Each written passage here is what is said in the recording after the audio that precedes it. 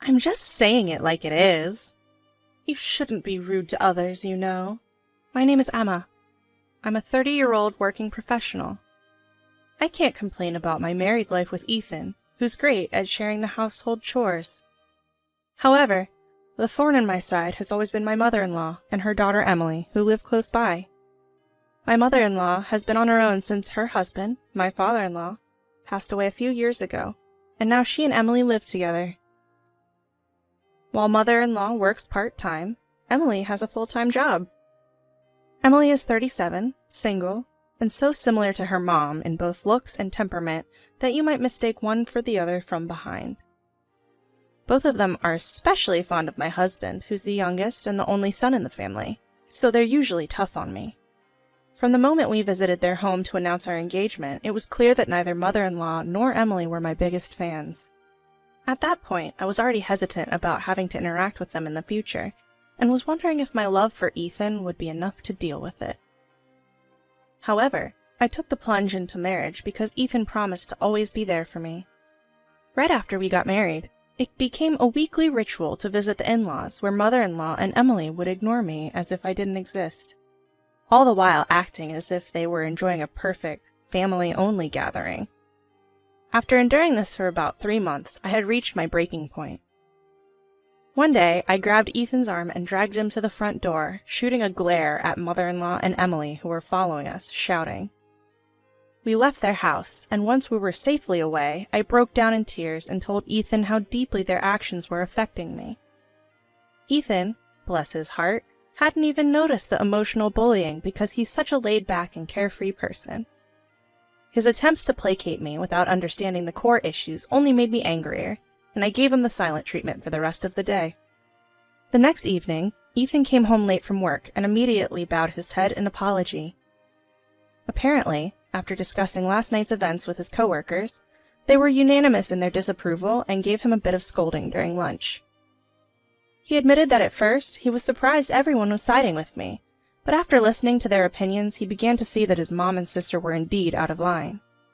Feeling grateful for the enlightenment from Ethan's coworkers, I reflected on the possibility that I hadn't been the most mature person in the situation either. Then Ethan picked up the phone to call his mother. The last time my husband yelled, "Emma is an important person who joined our family, so don't you dare disrespect her," I had a newfound respect for him. Mother-in-law and Emily said that they wanted to apologize, but honestly, I would rather they just left me alone. However, respecting my husband's feelings, who understood mine, I reluctantly accepted their apologies. For appearances, we made up. All was quiet for a while until my husband got an invitation from mother-in-law to go out for dinner. I wasn't thrilled about it, but agreed to go anyway. When we met mother-in-law and Emily after a long time, they seemed overly cheerful. But the moment my husband went to the restroom, Emily said, "Oh, you're here too? Even though you're an outsider? I told my brother today was a family-only dinner." And then mother-in-law chimed in, "Oh really? An outsider is here? Well, what's done is done. Mom, if you say things like that, you'll get scolded by Ethan again. It sounds like we're harassing her. Emma? Sorry. We just say what's on our mind. Don't mind us." Emily smirked, just like her mother. They were ignoring me like I was invisible just a short time ago. Now this? I've learned that people who claim to be frank are usually the opposite. Mother-in-law and Emily kept emphasizing the word outsider, clearly unhappy about being reprimanded by my husband. Ah, a change in tactics, I see. I quickly understood their intent. If they can't ignore me, they'll use their words to push me away. Whether they had a strategy meeting or were in sync, this mother-daughter duo was very much alike. On the dinner table, mother-in-law, Emily, and my husband had matching bowls and chopsticks, while I was given worn-out dishes and disposable chopsticks. "Sorry, we thought this was a family-only dinner, so we didn't prepare for outsiders," mother-in-law said, forcing a smile. My husband sharply retorted, "Mom, did you forget to prepare for Emma, or is this intentional?" Caught off guard, mother-in-law stammered, I just forgot to buy it." Quickly, Emily also apologized, but the moment my husband turned away, she glared at me. As we began eating, Emily suddenly stood up and announced, "I have some news today. I'm getting married." Seeing the surprise on my face and my husband's, mother-in-law gleefully said, He's such a wonderful person, you know. He's got an impressive job, so I thought it's fine to approve of this relationship. It was as if she was bragging about her own love life. Emily's boyfriend is a salesman from a company that her office deals with. He was charmed by Emily's efficiency at work and asked her out. In reality, Emily is a career woman who looks good in a suit. At first glance, she appears to be highly talented, so the story seems believable. I've never had issues getting married, you know, Emily continued. It's just that my personality is so straightforward, almost masculine, that guys are intimidated by me. Oh, I'm so jealous of Emma. Emma is, you know, the type guys want to protect. Like she can't live without a man. She just radiates that vibe. Ethan has always been weak for that type, so I'm really jealous. I don't have a manipulative bone in my body. Emily went on. He's the type who can see the real me, you know? He thinks I'm cool. Right, Mom? Absolutely, Mother-in-law chimed in. And besides, he's not the type to tattle on my son with paranoid accusations, so I can relax. When you get married, I'll move in with you, of course. As joyous and celebratory as they were, Mother-in-law and Emily didn't miss a beat in belittling me. I was so taken aback that I was at a loss for words. Mother-in-law then added, Our family is growing again. Ethan, you should come back too. Life is better when it's just family. Emily quickly replied, Mom, that's terrible. But you, Ethan, and I can say anything because we're family. But Emma is an outsider. It's rude to say such things. To which Mother-in-law also said, You're right. It's rude to an outsider. Sorry. I was so frustrated I had to fight back tears. Just then, my husband calmly put down his chopsticks and muttered, This family is messed up. He stood up, ignored Mother-in-law and Emily who tried to follow us, left his parents' home, and put me in the car. Inside the car, my husband said, I'm really sorry. As long as you understand, that's all that matters, I replied. I couldn't meet his gaze, and tears followed. Several nights later, Mother-in-law and Emily showed up at our doorstep unannounced. I'm so sorry. I know it's irrational, but I felt like you stole my son. And that just got under my skin. Please forgive me. I'm sorry, too. I have a soft spot for my younger brother, and I took it out on you, they both said, bowing deeply in apology at our front door. Confused by the sudden turn of events, I looked over at my husband, who seemed just as bewildered as I was. I couldn't shake the feeling that they had some ulterior motive, so I wasn't ready to forgive and forget so quickly. If something like this happens again, I don't think I'll be able to forgive you, I warned them. We get it, we really do, they both echoed, bowing their heads once more. Even after Mother-in-law and Emily left, I felt uneasy, but my husband looked relieved. Looks like they finally get it. If only that were true. Maybe Emily's upcoming wedding changed her. Perhaps, once she's a daughter-in-law too, she'll get where I'm coming from and make an effort to get along. Trying to convince myself, I pushed down my lingering doubts. Turns out, all my concerns were unwarranted. Mother-in-law and Emily became noticeably nicer to me. When Emily introduced her fiancé, the dinner went off without a hitch. No passive-aggressive comments or anything. Her fiancé seemed as genuine as Emily claimed, a really good guy. Thinking her change of heart might be his influence, I genuinely celebrated her upcoming wedding. Then, Mother-in-law asked for my help preparing meals for my father-in-law's memorial service, where many relatives would gather. I would have dreaded this before, but I felt differently about my in-laws now and agreed to stay overnight for cleanup. The morning of the event, I felt a slight headache and some chills. I had no fever, but I didn't want to risk spreading a cold, so I consulted with Mother-in-law. She urged me to come, promising she'd also take precautions, so I headed over. When I got there, nearly 20 relatives had gathered. After the memorial service, my husband got called back to work due to some emergency. He left in a hurry, and I stayed at my in-laws' home, serving tea and snacks to guests. The post-service dinner was lively. I was bustling around, carrying drinks and food, and doing the dishes. When I glanced around the living room, I noticed my mother-in-law deep in conversation with relatives her own age. Emily, meanwhile, was busy with her phone and had disappeared into her room. Several female relatives on my father-in-law's side helped out, but neither my mother-in-law nor Emily lifted a finger. By the time it got dark, the party was over and the relatives left, although a few of the men had passed out from too much drinking. I was alone in the quiet living room, cleaning up in the kitchen. I had been too busy to think about it earlier, but my headache and chill from the morning had come back. I started to feel dizzy and thought about calling it a night and going home. Just then, my mother-in-law and Emily came into the living room. The moment our eyes met, my mother-in-law said, "Oh, you're still here? You're not very efficient, are you?" She continued, "Well, why don't you just go home? You've been itching to leave, haven't you? The rest is family time. Ethan will be back soon, and we don't need outsiders like you around." "What do you mean?" As I asked, Emily started laughing. "You still don't get it, do you? You're just a maid here. How funny! Ethan is part of my and my mom's family, not yours. But hey, you've been entertaining. We'll call you again to be our maid." Confused by Emily's contradictions, I asked, "If I'm an outsider, then what does that make your fiancé?" Emily retorted, "What? He's family because I chose him. Just because you're not wanted here doesn't mean he's an outsider. Seriously? You're so clueless." Rolling her eyes, my mother-in-law chimed in, "We've told you can go. Why don't you take those drunk guys with you on your way out?" She gestured with her hand as if shooing me away. This is the third time this has happened. I was livid, both at myself for being deceived twice, and at the two of them. The urge to throw whatever was close to me overwhelmed me. Yet, I was so dizzy I couldn't speak, and their mocking faces looked distorted. Feeling my body temperature rise rapidly, I stopped cleaning and stormed out of my in-laws' house. Only a few steps out, I started feeling extremely dizzy, and my knees gave out. I collapsed right there. That's when Susan, a neighbor I'd seen a few times, rushed over frantically. "Hey, are you okay?" She cradled me and spoke to me.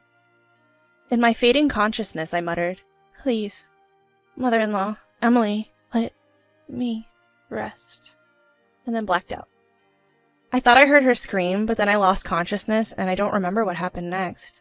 When I woke up, I was in a hospital bed. Susan had called an ambulance in a panic, and people from the neighborhood had gathered around my in-laws' house. Apparently, I had a fever close to 104 degrees Fahrenheit, and it was said that it could have been much worse had help arrived any later. Turning to my husband, who was crying by my bedside, I asked, "Who's your family?" And then I went back to sleep. After being discharged, my husband and I visited my in-laws' house at my request. I had made up my mind during my recovery. Mother-in-law yelled at me, "You ruined your father-in-law's memorial service," but I was calm. I told my husband, "This is the third time they've harassed me. I can't take it anymore. What do you want to do? If you can't cut ties with your mother and sister, then we should go our separate ways. Who's your family?" Without hesitation, he said it was me. Mother-in-law and Emily were momentarily shocked, but Emily, "Who's your family? That's laughable. Don't worry, Ethan will come to his senses and come back. Right, Mom?" Mother-in-law also laughed, but my husband stood up and declared, "That day will never come." He held my hand tightly, and we left my in-laws' house behind. I went to Susan's house to thank her for taking care of me on the way home. On my way, everyone I met said, "Are you okay? You've been through a lot." For a moment, I was puzzled, but figured the incident must have created quite a stir in the neighborhood. Susan greeted me with a smile and eagerly shared some news. She told me that the moment I was taken away in the ambulance, rumors spread like wildfire about my in-laws being terrible people who were overworking their sick daughter-in-law. Now, nobody even greets my mother-in-law and Emily. "And guess what? The story that I saved your life has also spread. Isn't that something?" she said, laughing. From her tone and lively expression, I was certain she was the one who'd spread the rumors. She's probably recounting it like some kind of heroic tale. Actually, in that moment when I was losing consciousness, I felt like it was my only chance to expose mother-in-law and Emily. So I made my stand. The truth is, I simply left because they told me to. But since I was really sick, karma hit them in the most unexpected way. But in reality, they must have been really shocked when they saw me collapse in front of them, still wearing my apron. I felt immensely grateful towards Susan. Oddly enough, despite being ignored by the neighbors, mother-in-law and Emily seemed to act as if nothing had changed. I found it puzzling, but decided it didn't matter since I didn't need to understand them anymore. I thanked Susan and headed home. By the time I was feeling better, my husband suggested we move since we might continue to be harassed if we stayed close. I immediately agreed, happy with his decision. Just when I thought it was all over, something more surprising happened. As we were preparing for the move, the doorbell rang. Standing there was Emily's fiancé, bowing his head through the monitor. We invited him in. After taking a deep breath, he said that the engagement was off. Then he slowly began to explain why. Apparently, a few weeks after the memorial service, Emily visited his house in tears, claiming she was being misunderstood by the neighbors due to false accusations from her sister-in-law. And then, she and her mother moved into his place. Emily couldn't handle any household chores, leaving it all to her mother. But that wasn't the worst of it.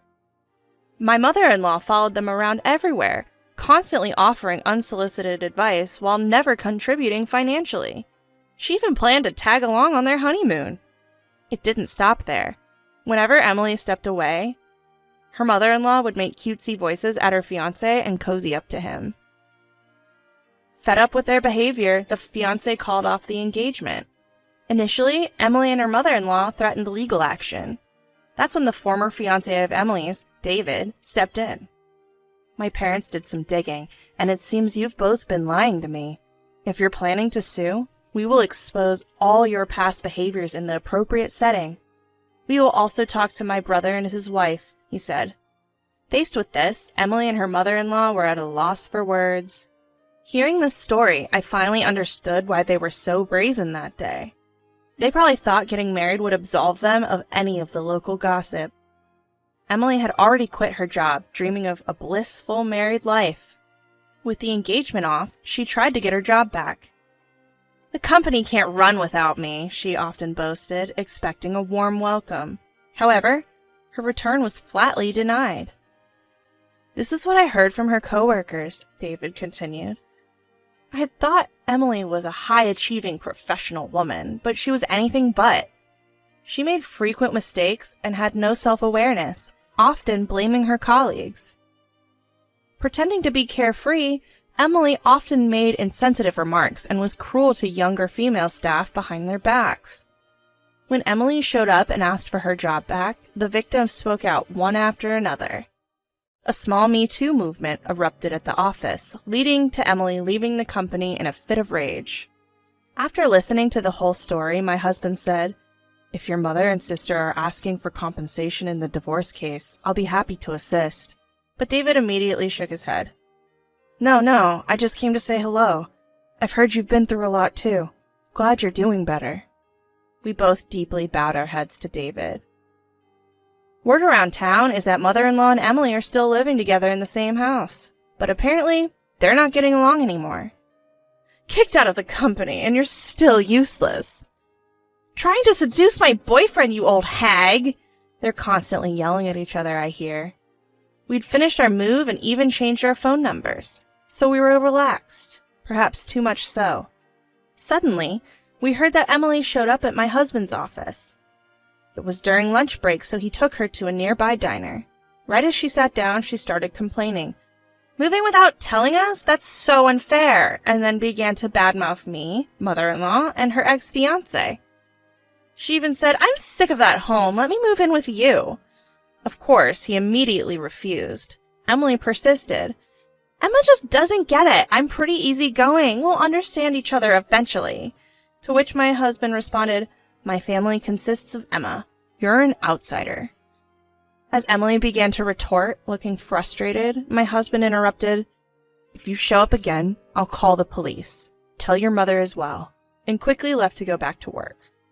I was so relieved that my husband stood firm against Emily that I hugged him from behind without thinking. It seems mother-in-law and Emily will continue to yell at each other while remaining inseparable bad buddies, and I quietly swore to myself to protect my own family.